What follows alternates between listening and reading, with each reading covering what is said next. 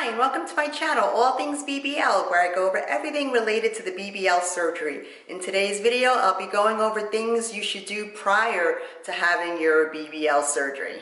Now we're going to go over how to find your doctor.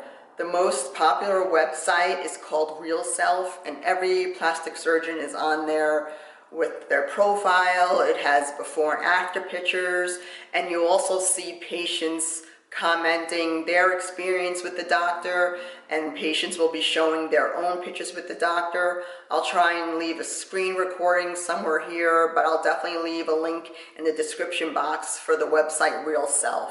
That's a great website. And also I would suggest, once you've narrowed down some doctors that you want to use, join their Facebook groups. Now, it's not their Facebook group, but someone has created Facebook groups for nearly every doctor. So when I narrowed down my surgeon to Dr. Fisher, I went on Facebook groups and searched for Dr. Fisher, and I found the Facebook group. And Facebook groups are amazing because you'll see patients who are at your stage where they're just planning. You'll see the patients who just had surgery, and they're really just showing you everything, showing update pictures. And it's a spot where you can ask questions. I learned so much from Facebook groups, it's amazing. So those are one of the great ways to find things. And let me see what else. And then also Instagram, of course. Instagram, you could do a hashtag BBL doctors, and you'll see a ton of doctors pop up, and you'll see their work in depth. And then you could also contact the doctors on Instagram, so that's a great way to also find your doctor. But the main one that I used the most was Facebook groups. Oh my gosh, they're so helpful. So now we're going to go over some different ways you can pay for your surgery. One of the main ways people pay for their surgery, there is a credit card called Care Credit. It's specifically for medical procedures, and all you have to do is go on the Care Credit website and you fill out an application for credit, and based on your credit score, they'll issue you a credit card. The amount could go all the way up to like $30,000 depending on how good your credit is. I did this when I was having dental work done and it wasn't covered by my insurance, and I was able to get a high amount to use. But the only thing with Care Credit is if you don't pay it back within a year, their interest rates are pretty high. I believe for me the interest rate was like 7.5%. So you have to factor that in if you want to go that route. And then also you can just do it the old-fashioned way. Each month start saving, putting money aside. What I did, I stopped eating out. I stopped getting my nails done, and I started using like press-on nails. Or you could, just stop going out completely, or not completely, but, going out gets expensive. You don't realize how those little nights going out add up.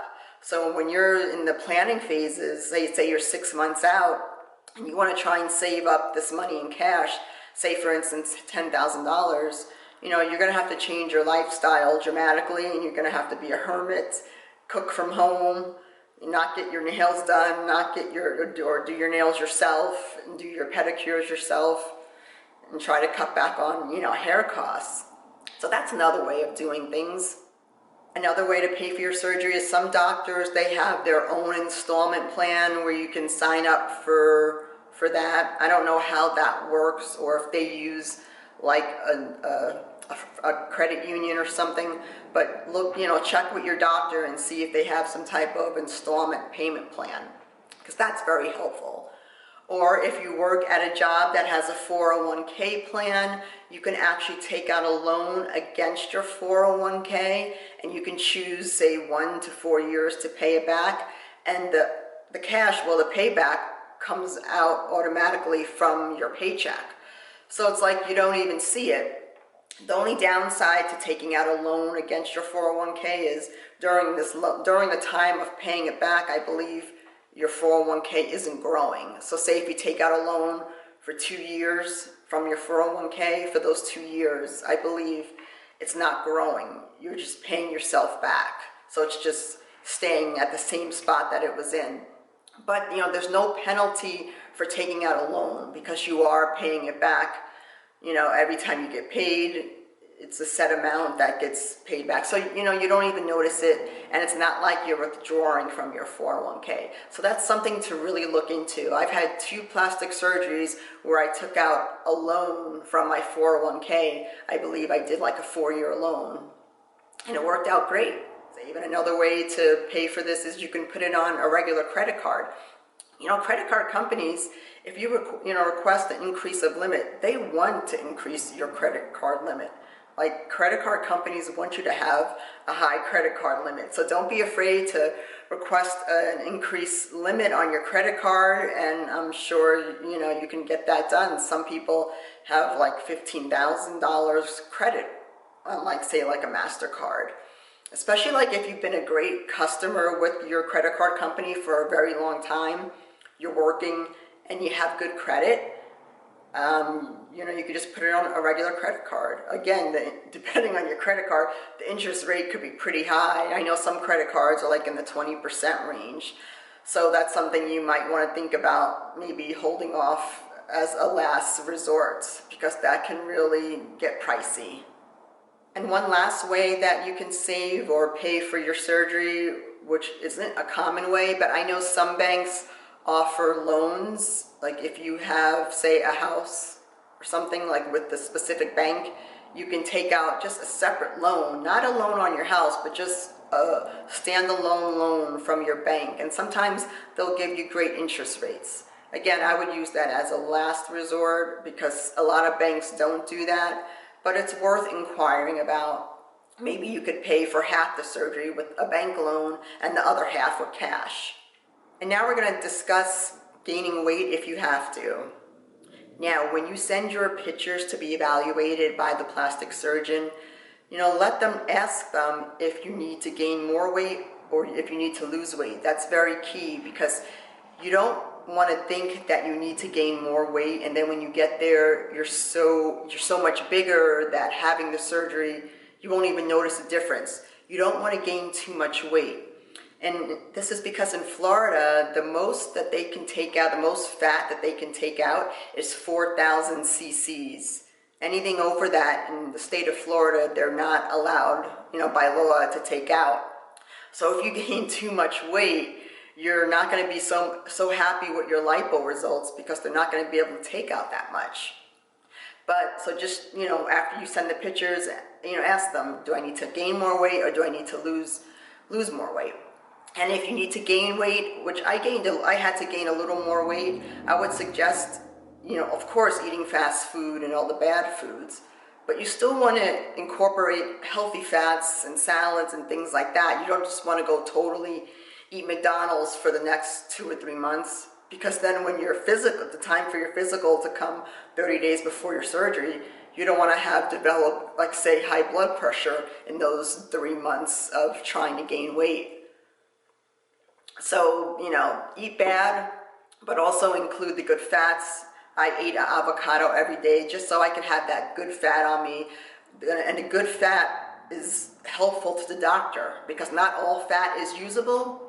So you want your fat to be as usable and good as possible. So eating avocados, salmon, also include that, but then go crazy, you know, with the fast food and the sweets so you can gain weight. And another thing to add with the weight, as you're gaining weight, keep track of your BMI. You know, you can find out what your BMI is just by weighing yourself, and then you just look at the BMI chart and see where your BMI is for your height and weight.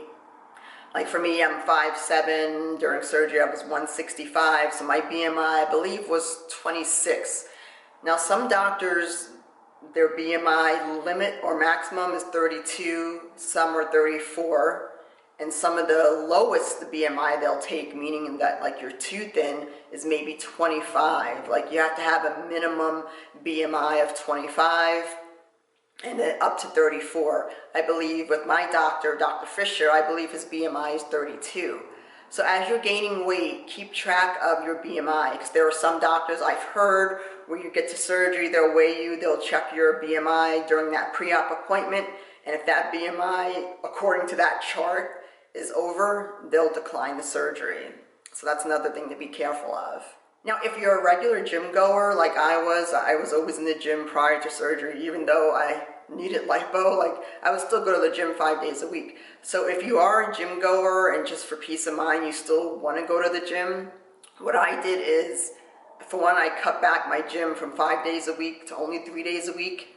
I completely cut out cardio. I stopped cardio and just did light weights, like for upper body and for lower body.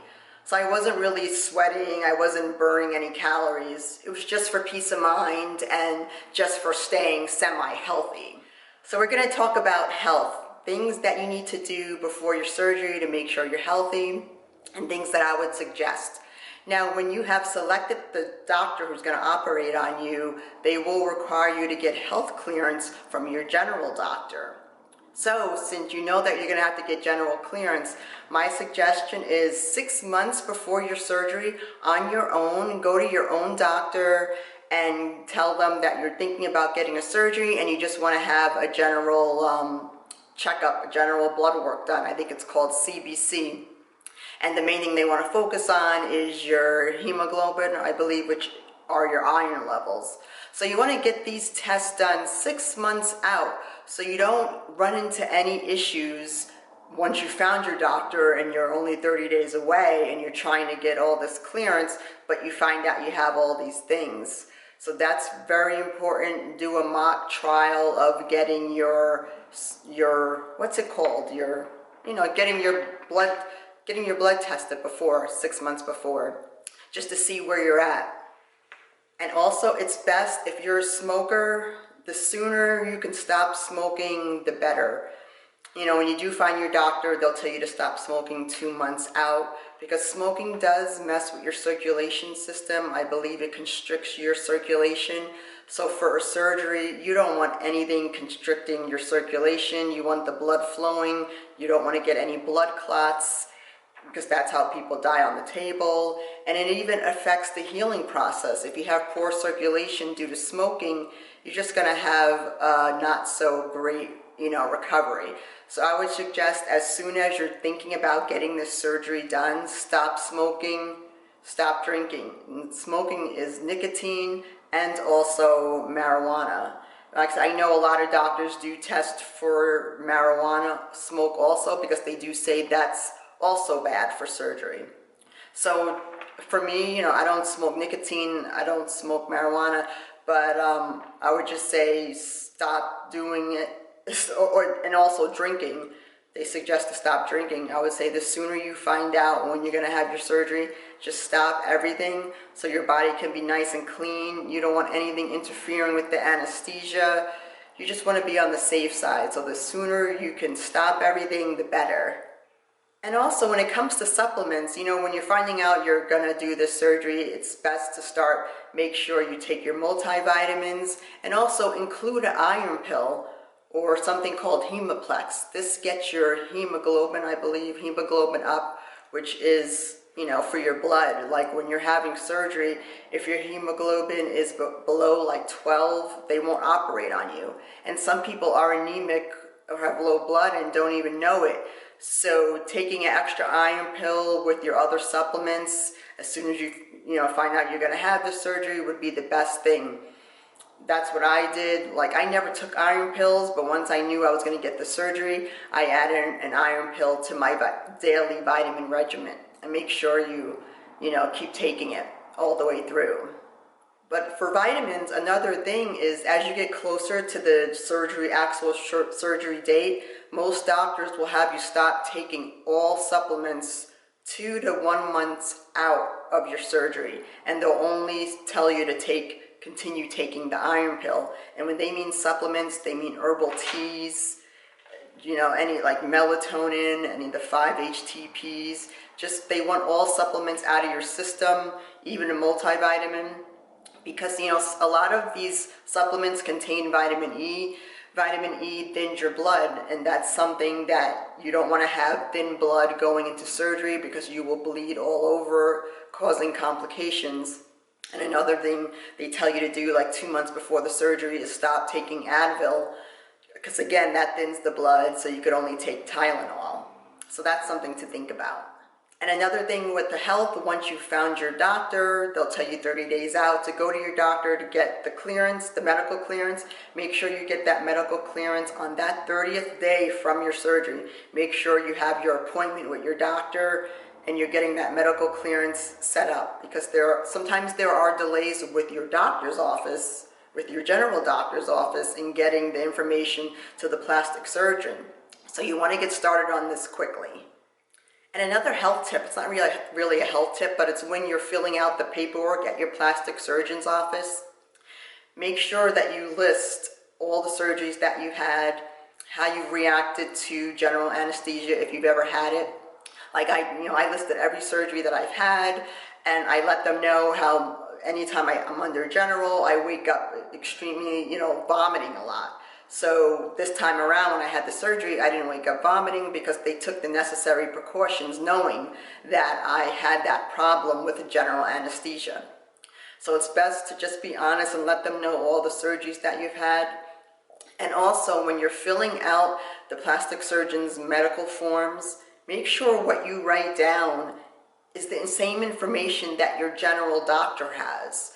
So any ailments, any medications that you're taking, make sure that your general doctor also has that in his records, because if there's any discrepancy, the plastic surgeon's office will hold you up and push back your surgery if things don't match.